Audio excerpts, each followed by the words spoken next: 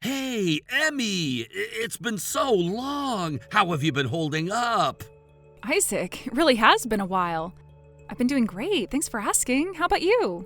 Is everything okay? You don't usually call out of the blue like this. Oh, I'm doing fine. Actually, I called because I heard something interesting from Mom. It's about the company.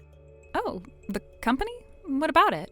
I heard that Dad's company, which was almost bankrupt, has made a surprising recovery. It's doing better now, isn't it? Yes, that's correct. It's been a long and difficult road, but with everyone's cooperation, the employees, our clients, and business partners, all of us working together, things have finally started to look up. Sales have even increased in the past few months. Wow, that's incredible! You know, I've always been curious about this. Didn't you used to work in management before all this? Back when you weren't involved in the family business, you were doing something else, right? It's pretty impressive, especially since, well, you didn't finish high school. Yes, that's true. I earned a certification as a management consultant and worked briefly in that field. But that was all before I got married. It feels like a lifetime ago now. So you were able to use that experience to help the company? That makes sense. Still, I'm honestly surprised you managed to pull it off. I mean, let's be real, it was such a small, struggling company that was barely holding on. Companies like that almost never make a comeback these days. What you've achieved is incredibly rare. I'm sure Dad is smiling down on you from heaven. Thank you, but it's really thanks to our customers and the kindness of our business partners. We've been very fortunate to have such support. Oh, come on. You don't need to be so humble. You've done something amazing here, and you should be proud of yourself. Well, thank you. That means a lot. So, here's the thing. I was actually thinking about stopping by the company sometime soon. Oh, you're planning to visit the company? Yeah, I thought it might be a good idea to take a closer look at the company's current situation. You know, to get a sense of where things stand now that it's doing better. I see. Well, you're welcome to visit any time. Just let me know in advance so we can prepare. Great. And while I'm at it, I'd like you to start preparing for something else, too. The process of transferring the position of president to me. Excuse me? What are you talking about? Well, this company was originally founded by Dad, wasn't it? Yes, that's right. Then it's only natural that, as his son, I should be the one to inherit it. From this point forward, the family will take over. As for you, the high school dropout who just happened to be sitting in the president's chair, it's time for you to step aside. You'll be dismissed. What? Why do you sound so surprised? It's absurd to think that someone like you, an outsider, could remain the president of this company. Don't you think that's a bit much? Do you have any idea how hard I've worked to turn this company around? And I've already thanked you for that, haven't I? But from now on, it's my turn to take over. Even so, why can't my husband take over instead? He was the closest to Dad, even closer than you and I, right? Absolutely not. That loser couldn't possibly handle running a company. Isn't that why you had to step in and take over in the first place? That's not true. My husband has his own job, and he couldn't just abandon it at the time. I was a stay-at-home wife, and I had the time and knowledge of business management. That's why I stepped in to take over after Dad passed. Please, don't talk about my husband like that. Oh, stop being so dramatic. The bottom line is this: the company belongs to me. You're practically not even family anymore, considering that you never talk to Mom like I still do. You're just some high school dropout who should feel lucky she even got the chance to sit in the president's chair for as long as she did. So, start making the necessary preparations for the transition. I'll be in touch soon, and I expect everything to be ready by then. Got it? Isaac, you don't understand. The company isn't just a title or a family heirloom. It's the result of hard work and dedication. I didn't take this role lightly, and I won't step aside without a fight. Oh, is that supposed to scare me? Look, I'm not interested in your emotional attachment to the company. It's mine now, and I don't need your permission. Do you even know how to run a company, Isaac? Have you ever dealt with contracts, negotiations, or employee concerns? This isn't something you can just inherit without any idea of what you're doing. I'll figure it out. I'll hire people to handle all of that. The important thing is that it stays in the family. That's what matters. And what about the people who work here? What about their livelihoods? Their families? Do they mean nothing to you? Oh, please. Stop trying to guilt trip me. I'm not here to run a charity. The company will be fine under my leadership. Fine, you think this is just about leadership? It's about relationships and trust, things you've never built with these people. If you walk in and take over like this, you'll destroy everything we've worked so hard to rebuild. Well, I guess we'll see, won't we? Now, if you'll excuse me, I have plans to make. Don't make this harder than it needs to be, Emmy. Harder? You're the one making this impossible. I won't let you ruin what so many people have worked for. You don't have a choice. This is happening whether you like it or not.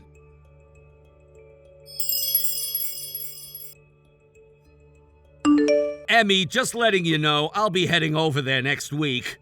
I see. Well, then I'll be expecting you. Have you made all the arrangements for the transitional leadership? Isaac, before we go ahead with that, could we have a proper conversation first? Sure. What is it? Why did you suddenly decide you wanted to become the president of the company? Before, you didn't want anything to do with it. In fact, you outright refused. Oh, come on. Isn't it obvious? Who in their right mind would have taken that role back then? The company was on the verge of collapsing. Who wants to deal with that kind of mess? I get that. I understand it wasn't an appealing situation. But now, what changed? Why do you want to take over the company all of a sudden? Isn't it obvious the company's doing well now, right? Profits are soaring and everything's on the upswing. Why wouldn't I want to step in when it's finally worth my time? So, you're not doing this because you care about the company or want to continue our father's legacy? Legacy? Please, that man barely even acknowledged me as his son. Why should I care about preserving something he built? This isn't about him, it's about me. I've known for a while that you and our parents didn't have the best relationship, and I'm not here to judge you for that. But Isaac, running a company isn't as simple as just taking over and watching the money roll in. Oh, really? Then what is it? Enlighten me. Even when things are going well, you can never predict what might happen next. The economy could shift, competitors could emerge, or internal issues could arise. A company's success is fragile, and maintaining it takes more than just sitting in an office. Sounds like a lot of unnecessary drama to me. It can be, but that's the reality of leadership. And when things do get tough, it's your responsibility as the president to protect the employees who have worked tirelessly for the company. Protect the employees? Why should I care about them? They're just workers. It's their job to take care of themselves. Isaac, do you really believe that? Of course I do. If the company goes under, that's on them for not doing their jobs properly. It's not my responsibility to babysit them. That's not how it works. The employees have put their trust in the company. They've dedicated their time and effort to helping it grow. As their leader, you'd have an obligation to look out for their well-being. Obligation? Don't make me laugh. I'm not running a charity here.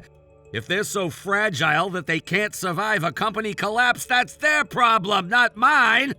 Honestly, Emmy, is this the kind of nonsense you've been worrying about as president? It's not nonsense. It's what leadership is about. It's about more than just profit. It's about people. People? Please, I'm not running for mayor. I'm here to make money, plain and simple. If that means firing a few useless employees along the way, so be it. And what happens when you've pushed everyone too far? When morale drops and productivity plummets? Then I'll fire them all and hire new people. Problem solved. Isaac, that's not how you build a successful company. Employees aren't just tools to be discarded when they're no longer convenient. They're the backbone of the business. Without them, you have nothing. You're exhausting. Look, if you're so worried about them, why don't you just stay and play mommy for the employees? Oh wait, you can't because you're leaving. I'm leaving because you've made it clear you don't respect the work I've done here or the people who have supported this company. Good! The sooner you're out of the way, the sooner I can start running things my way. And what exactly is your way, Isaac? Simple. I'll cut the dead weight, streamline operations, and focus on maximizing profits. No more of this touchy-feely nonsense about employee welfare. And when the employees start to resent you? When they stop putting in their best effort because they feel undervalued? Then I'll replace them. I don't see why you're making this so complicated. Employees are replaceable, profits aren't. You really don't care about anyone but yourself, do you? Why should I? I'm the one taking the risk here. I'm the one stepping into a leadership role. Everyone else is just along for the ride. That's not leadership, that's selfishness. Call it what you want. At the end of the day, I'll be the one with the power, not you. Fine, if that's how you want to run the company, then it's yours. I hope you're ready for the consequences. Oh, I'm more than ready. And you know what? I think I'll do just fine without your lectures, thank you very much. Good luck, Isaac. You're going to need it. Luck? I don't need luck. I've got this under control. We'll see about that.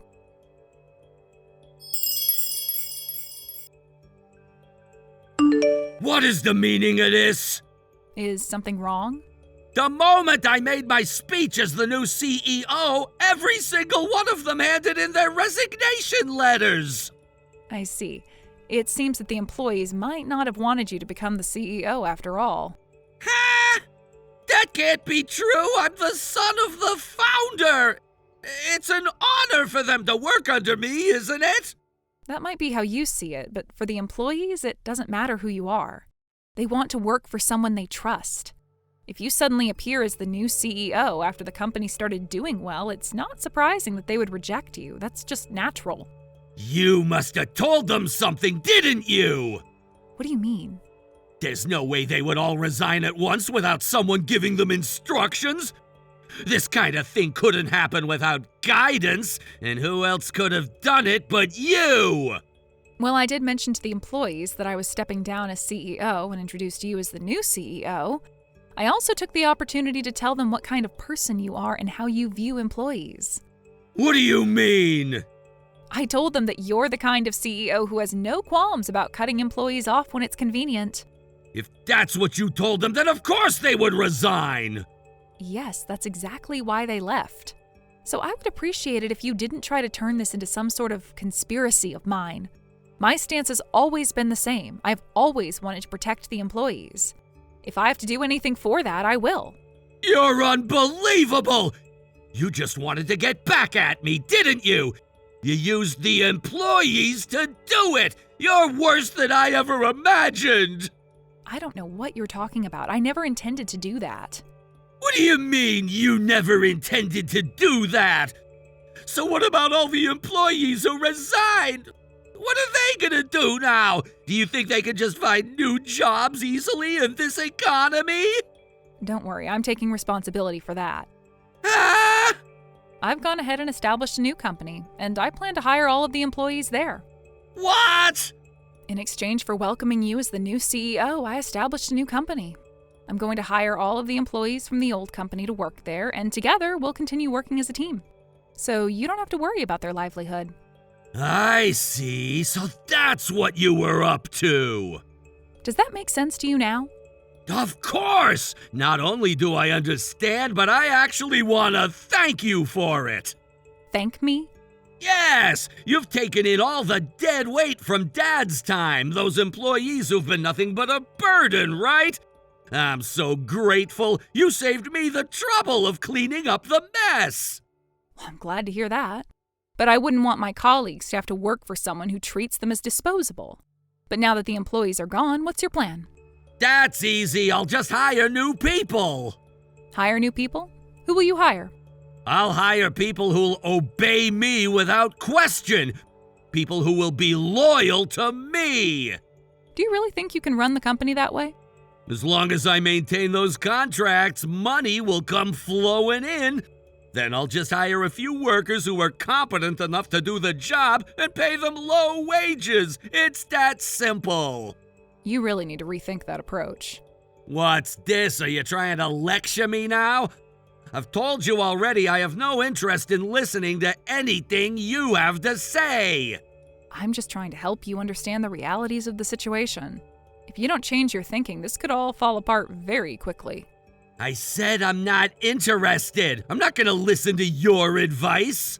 Well, if that's the case, then I wish you the best of luck. You think I can't handle it? I'm more than capable of managing this company. I've got the experience and the resources to make it work. You underestimate me. I'm not underestimating you. I am telling you, running a company isn't just about making money. It's about taking care of the people who help make that money possible. Without a reliable team, everything can come crashing down, no matter how much money you make in the short term. Oh, please spare me the lecture. This isn't about building relationships or taking care of anyone. It's about success and profits. The rest of it doesn't matter. And that's where you're wrong. Without your employees, there is no company. They are the backbone, the ones who keep everything running smoothly. And if you're so willing to dispose of them when things get tough, then you'll end up with nothing but a sinking ship. You really think so? You think I can't manage it without them? You really believe that? I do. I believe that if you don't change your approach, you'll alienate everyone and lose everything you've worked for. You're so focused on power and money that you've forgotten the most important part of running a business: people. I don't need your advice, Emmy. You're just bitter and angry because things didn't go the way you wanted them to. Well, too bad. This is my company now. I'll do things my way. Fine, do it your way, but don't say I didn't warn you when it all falls apart. You're too dramatic. I've got this under control. You'll see. You'll all see. I hope for your sake you're right, but I still believe that you'll regret this in the end. Whatever. I'll make it work.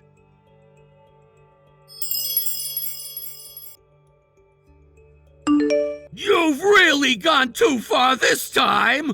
You have to know what this is doing to our business, don't you? What exactly are you talking about? Could you be a little more specific? I just got a call. The news came straight from all of our partners. Every single one of them. They're not only pulling out of all the contracts, but they're actually saying they want to return to square one, voiding everything we've worked on. And guess what? They're all saying they want to work with your company instead. How could you have done something like this without a second thought? I honestly didn't believe it when I first heard it, but it's true. It's going way further than I imagined. Hold on a minute. You're making it sound like I'm to blame for all of this, but if you really think about it, I didn't do anything wrong. What do you mean, you didn't do anything wrong? Are you seriously trying to claim that you had nothing to do with this whole mess? Look, all I did was inform our business partners, as a matter of respect, about the change in leadership and the reasons why it happened. That's all. After hearing about it, they expressed an interest in working with the new company I established. So I simply went ahead and signed the necessary contracts with them. That's all that happened. It's really not something I should be blamed for. You expect me to believe that? Are you honestly standing there telling me that you didn't play a part in this at all? This sounds like a lie, like you're making it up as you go. It's not a lie, it's the truth. The whole thing happened exactly as I'm telling you. So now you're going to have to deal with it. You'll need to find new clients and partners for your business. I'm not sure what you were planning with hiring new employees, but that seems like a distant dream at this point. But I have faith in you. You're smart and you've built a company before. You'll figure it out. I'm confident you'll bounce back, so good luck with that. This is unbelievable. You think I'm just gonna sit here and let this happen? You honestly think I'm just going to accept that you've stolen everything from us without consequences? What's done is done. There's no need for your approval or permission. We're moving forward, starting fresh. And I'd appreciate it if you didn't try to get in our way from now on. There is no point in dragging this out any longer.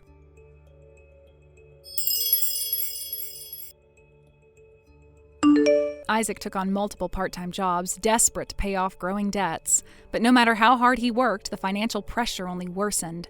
Meanwhile, his wife refused to contribute financially, which bred frustration and resentment between them.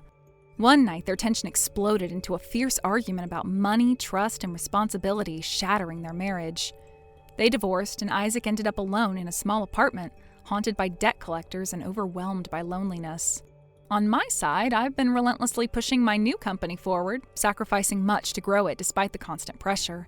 Every sale feels like a small win, fueling my determination to succeed. Recently, I moved back in with my mom, a decision that surprised me but turned out to be a positive change. With my father gone and life's unpredictability, this new arrangement brings comfort and support as I navigate both personal and professional challenges. Thank you for watching and listening. We hope you enjoyed the video. Don't forget to like this video and subscribe. Also, feel free to leave a comment about what you thought of the story. We look forward to seeing you at the next story. Thank you for watching. Please subscribe and hit the like button. See you next time.